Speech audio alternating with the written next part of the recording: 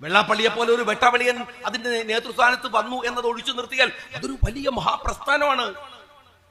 വലിയ പുരോഗതി കൊടുത്ത നിങ്ങൾ ഈ മലപ്പുറത്ത് ഇവിടുത്തെ മുസ്ലിങ്ങൾക്ക് ഈ അമ്പുരച്ചുംബികളായ വീടുകളൊക്കെ കാണാം. വലിയ കൊട്ടാരം പോലെയുള്ള നല്ല വീടുകൾ. അൽഹംദുലില്ലാ അവരുടെ അധ്വാനത്തിന്റെ ഫലമായി ഉണ്ടാക്കിയ സമ്പത്ത് കൊണ്ട് നാദാപുരത്ത് പോയാൽ കാണാം.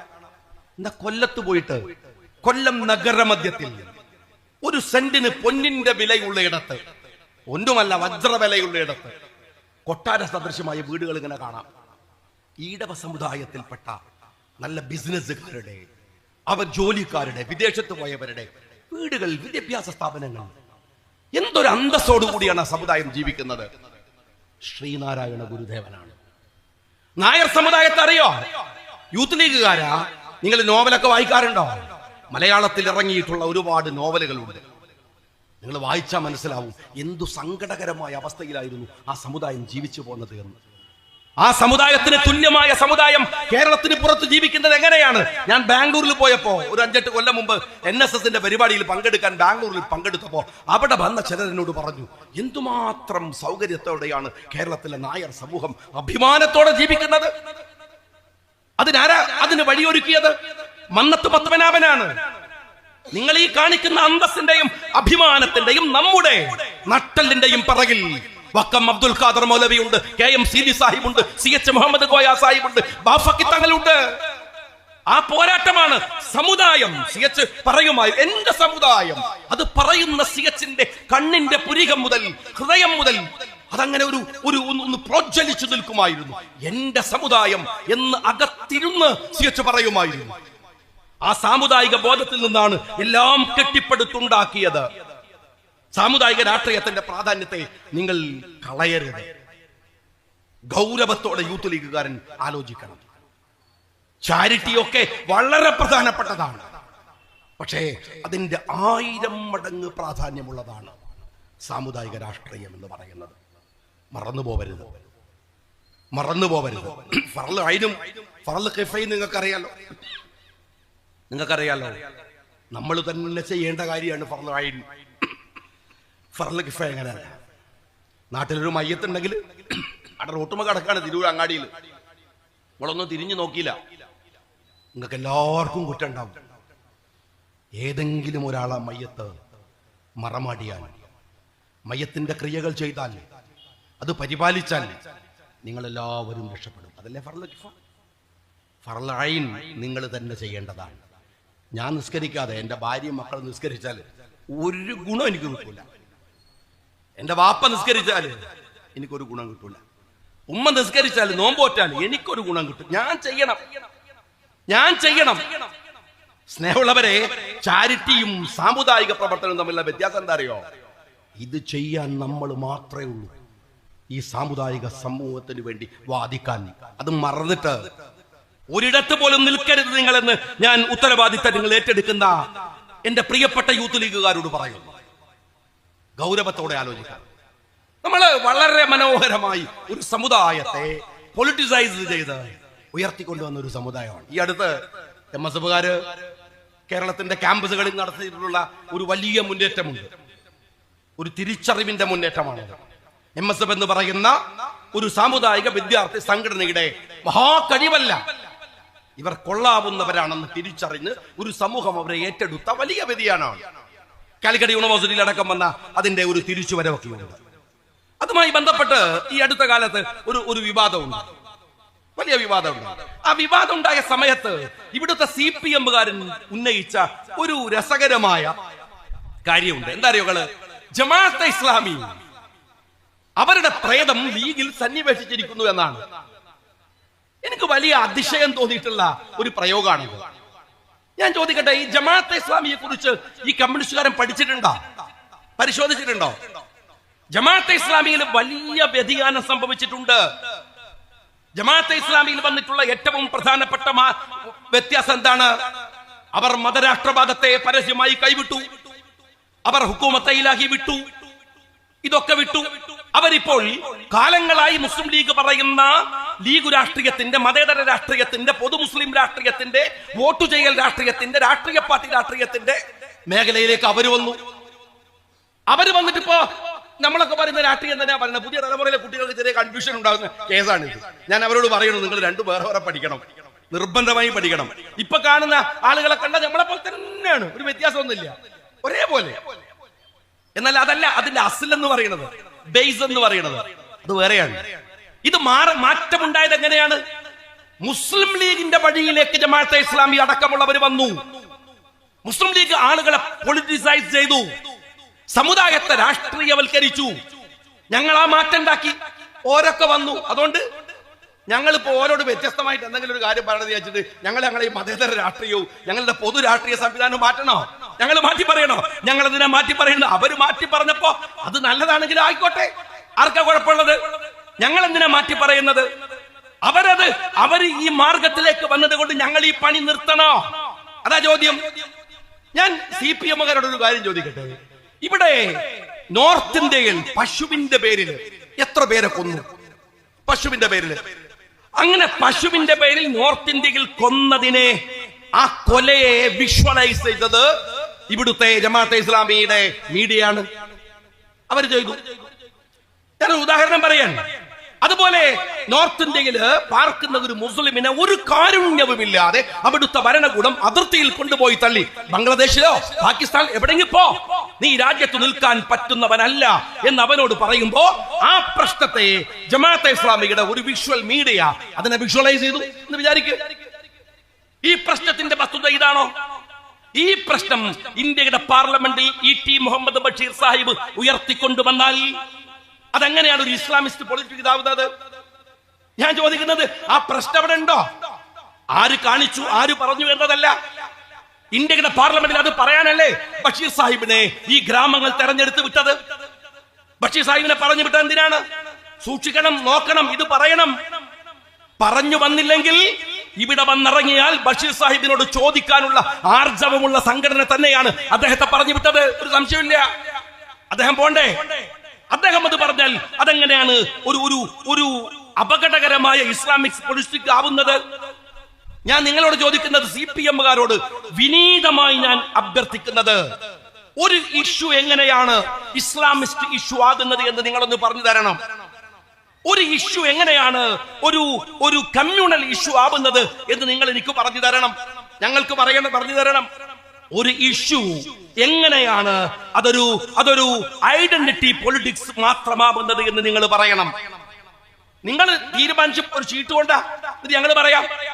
ഞാൻ എന്റെ CPM-കാരോട് ചോദിക്കട്ടെ, CPM-ന്റെ രാഷ്ട്രീയ കലാപത്തെ കോൺഗ്രസ് എതിർക്കുന്നു, ലീഗ് എതിർക്കുന്നു, ജമാഅത്തെ ഇസ്ലാമി എതിർക്കുന്നുണ്ടാവാം.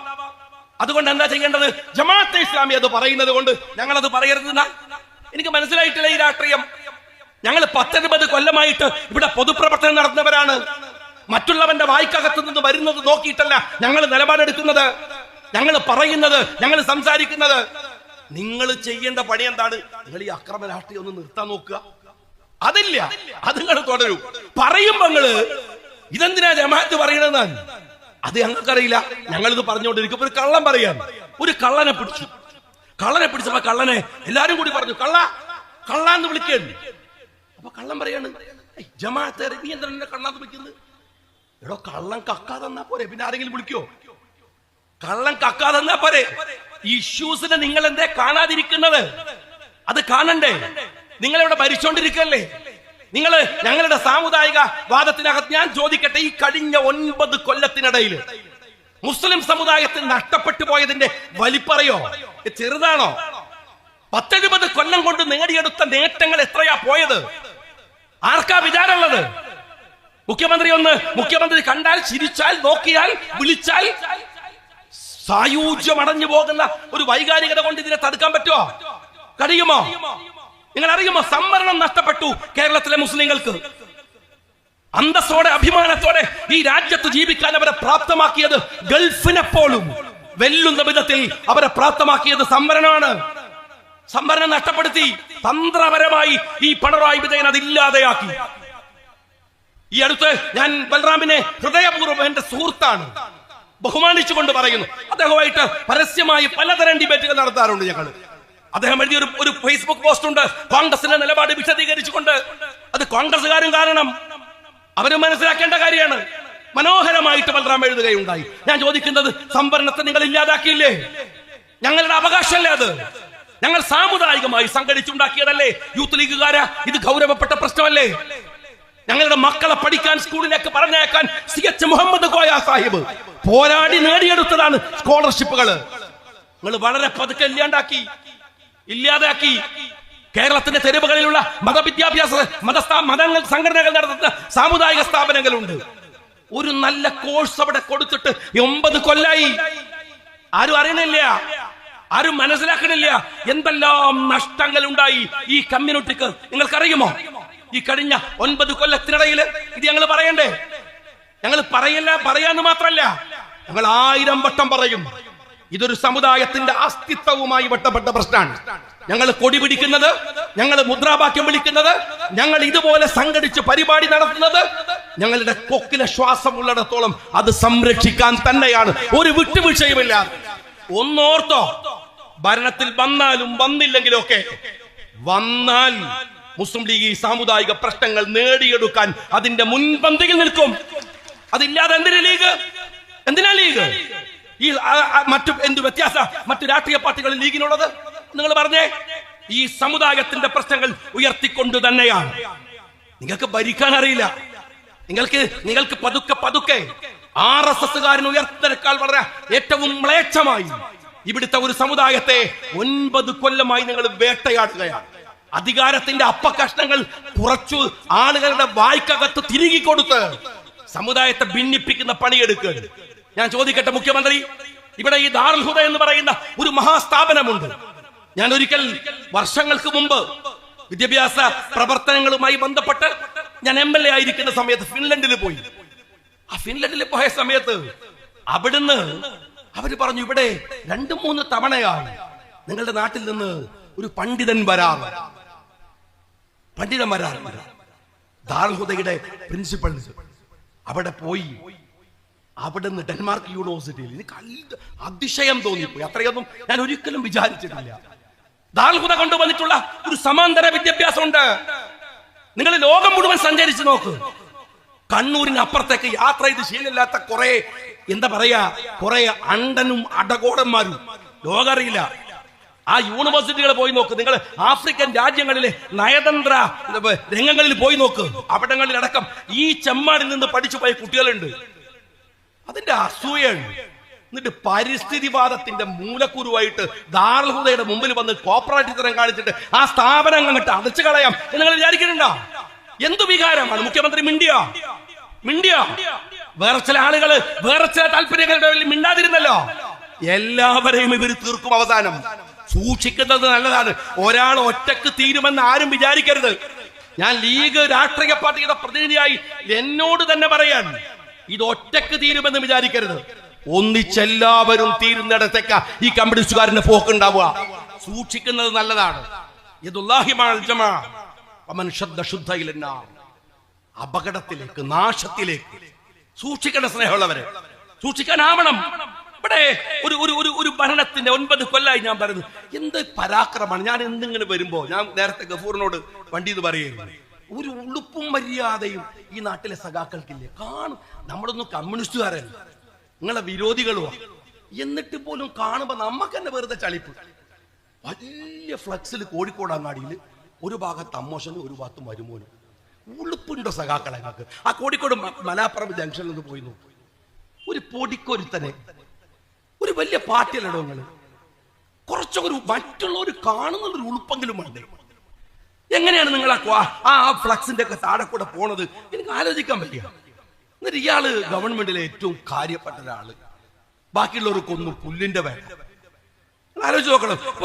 നേരത്തെ ഫിറോസ് ഇവിടെ പ്രസംഗിക്കുമ്പോൾ പറഞ്ഞു, ആരോഗ്യമന്ത്രി വീണ ഇയാളെ താങ്ങുന്ന, ഇയാൾക്ക് വേണ്ടി സ്തുതി പാടുന്ന ശൈലജ ടീച്ചർ മഹാസംഭവം ഒന്നല്ല. ഞാൻ നിയമസഭയിൽ അവരുടെ കൂടെ ഉണ്ടായിരുന്നു. പക്ഷെ തമ്മിൽ ഭേദം അവരായിരുന്നില്ല.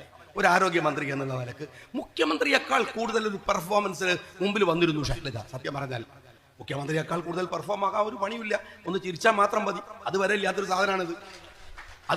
സാധനമാണ്. അപ്പൊ പിന്നെ ശൈലജ വളരെ ഉഷാറായിട്ട് വന്നിരുന്നാണ്.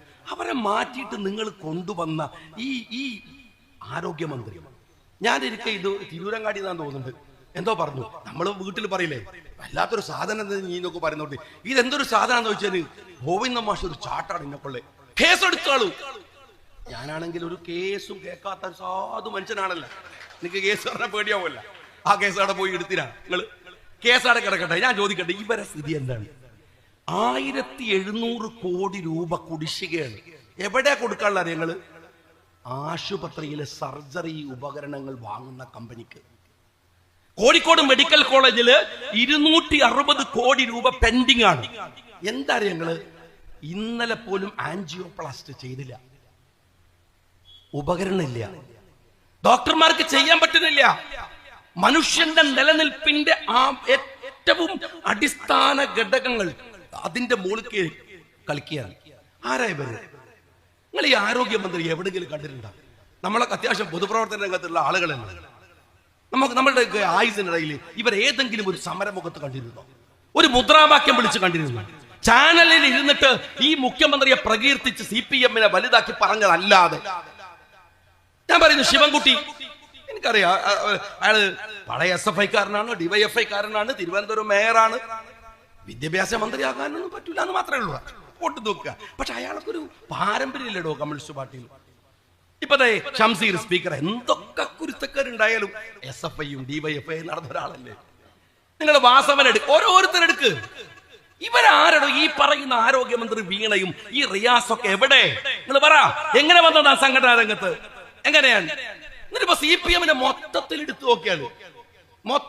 നോക്കിയാൽ എല്ലാവരും പിണറായിക്ക് പഠിക്കുകയാണ്. അതെന്താ ഇയാളങ്ങ് തീർന്നാലും സംഘടന പോണല്ലോ എന്നുള്ള ബേജാറുണ്ടാണ്. അതേപോലെ ഒരു പിണറായിനെ തന്നെ സഹിക്കാൻ വയ്യ, ബാക്കിയുള്ളവർ കൂടി അങ്ങനെ ആവല്ല. ഞാൻ നിങ്ങൾ CPM-കാരോട് പറയാൻ അങ്ങനെ ഒരു എന്നിട്ടിപ്പോ പറയുന്ന ഒരു കാര്യം തന്നെ ലീഗുകാരോട് കാര്യമായിട്ട് ചോദിക്കണ ചോദ്യം, 10 കൊല്ലം ഭരണമില്ലാതായപ്പോ നിങ്ങളെ സ്ഥിതി എന്താന്നാണ്? ഞങ്ങൾ എന്ത് സ്ഥിതി? ഞങ്ങൾക്ക് എന്താ പറ്റിയത്? ഞാൻ അറിയിട്ട് ചോദിക്കാൻ.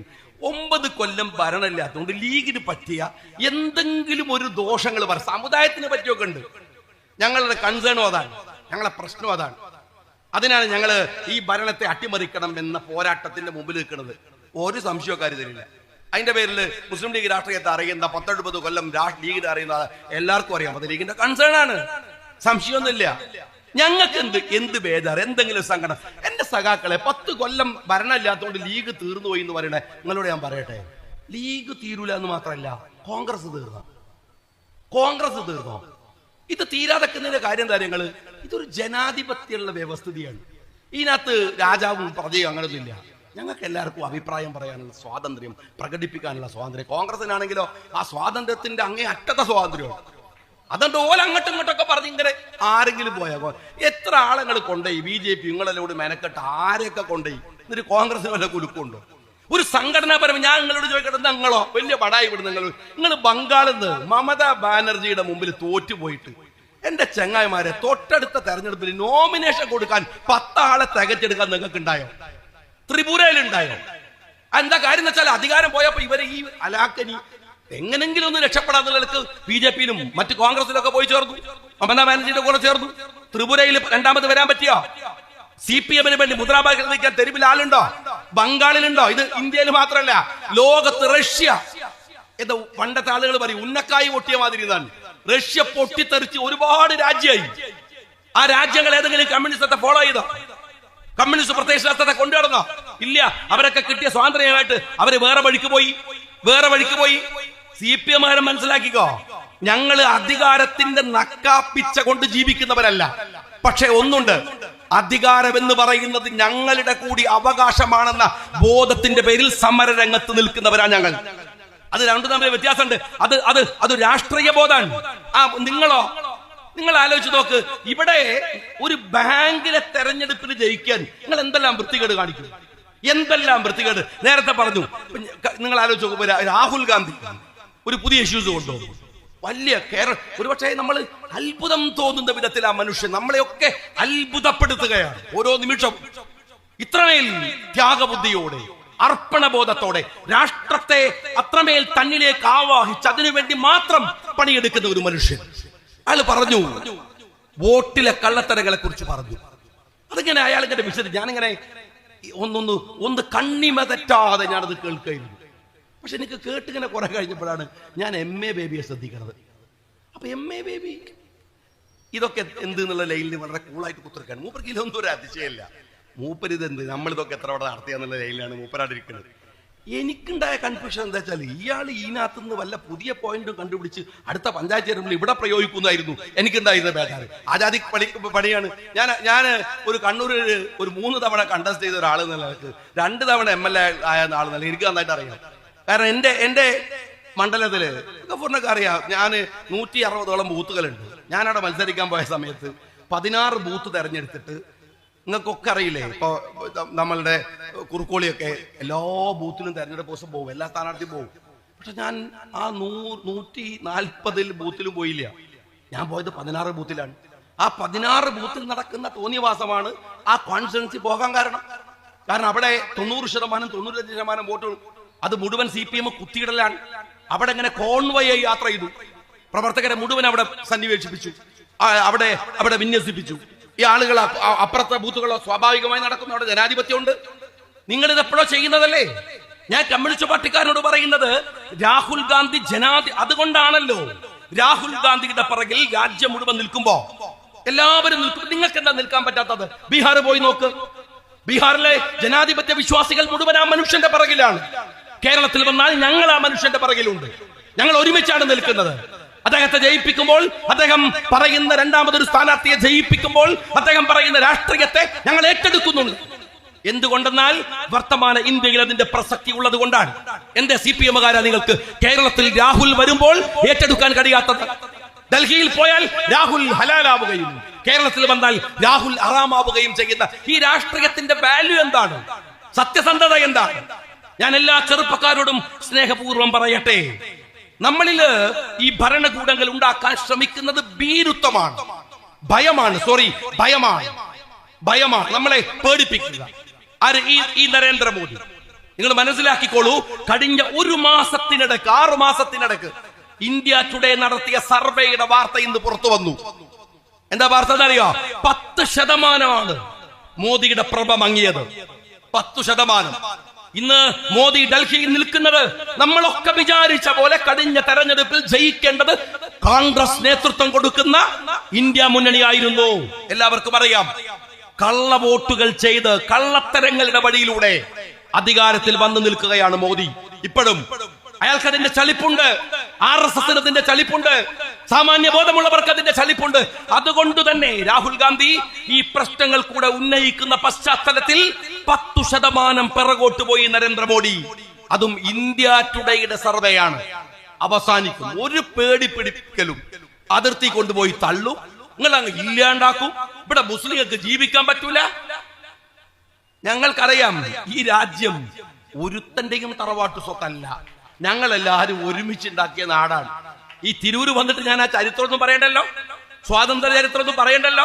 ഞങ്ങളെല്ലാവരും ഒരു കാര്യം നിങ്ങൾ ഓർത്തോ, 20 കിലോമീറ്റർ ചുറ്റളവില് 40 കിലോമീറ്റർ നീളമുള്ള ആ ഫലസ്തീന്റെ മണ്ണിലെ മനുഷ്യരെ തീർക്കാൻ ലോകത്തിൽ അമേരിക്കയുടെ വലങ്കയായ ഇസ്രായേല് കളി തുടങ്ങിയിട്ട് അവസാനം നെതന്യാഹുവിന് മാത്രമല്ല, ഇസ്രായേലി സമൂഹം ലോകത്ത് മുഴുവൻ അരക്ഷിതമായി ജീവിക്കുന്ന അപകടമുണ്ടാക്കിയതല്ലാതെ ഇസ്രായേലിലെ മനുഷ്യർക്ക് വേണ്ടി ഈ വൃത്തികെട്ട നെതന്യാഹുവിന് ഒന്നും ചെയ്യാൻ കഴിഞ്ഞിട്ടില്ല. മനുഷ്യരെ തമ്മിൽ തല്ലിക്കാൻ ഭരണകൂടങ്ങൾ ഇറങ്ങുന്നത് അവരുടെ അധികാരത്തിന് വേണ്ടി മാത്രമാണ്, നമ്മുടെ സമാധാനത്തിന് വേണ്ടിയല്ല. 80% വരുന്ന ഇന്ത്യയിലെ ഹിന്ദുക്കൾക്ക് ഈ ഭരിച്ച 10 കൊല്ലം അവന്റെ പെട്രോളിന്റെ വില പോലും കുറച്ചു കൊടുത്തിട്ടില്ല. അവന് പ്രത്യേകമായ ആനുകൂല്യമില്ല. ഈ മാർക്കറ്റിൽ നിന്ന് നിങ്ങൾ പച്ചക്കറി വാങ്ങുമ്പോ അതിന്റെ അധികരിച്ച വില 20% മറ്റു മതസ്ഥർ കൊടുക്കുമ്പോ 80% പേ ചെയ്യുന്നത് ഇവിടുത്തെ ഹിന്ദു സമൂഹമാണ്. അവരെ വിഡ്ഢിയാക്കാനാണ് മതരാഷ്ട്രവാദവും പറഞ്ഞ് ഈ പറയുന്ന അപകടകാരികൾ വരുന്നത്. ഇത് രാജ്യം തിരിച്ചറിയുന്നു. ആ തിരിച്ചറിയുന്നതിന്റെ ഫലമാണ് 6 മാസം കൊണ്ട് മോദി പ്രഭ 10% പിറകോട്ട് പോയത്. അതുകൊണ്ട് ധീരതയോടെ ഭരിക്കുന്നവർക്ക് ഭയമാണ്, അതുകൊണ്ട് അവർ ഭീരുത്വം പറയുന്നു. എന്നാൽ രാഹുൽ ഗാന്ധിക്ക് ഭയമില്ലാത്തതുകൊണ്ട് ആ മനുഷ്യൻ ധീരമായി സംസാരിക്കുന്നു. ആ ധീരതയുടെ കൂടെ നിൽക്കുക എന്നത് ജനാധിപത്യപരമായി നമ്മളുടെ അവകാശത്തെ കുറിച്ച് നിരന്തരമായ ബോധ്യമുണ്ടാവുക എന്നത്, അത് മറന്നു പോവാതിരിക്കുക എന്നത് യൂത്ത് ലീഗുകാരാ നിന്റെ ബാധ്യതയാണ് എന്ന് അഭിപ്രായപ്പെട്ടുകൊണ്ട് അഭിവാദ്യങ്ങൾ നിർത്തുന്നു. ജയം.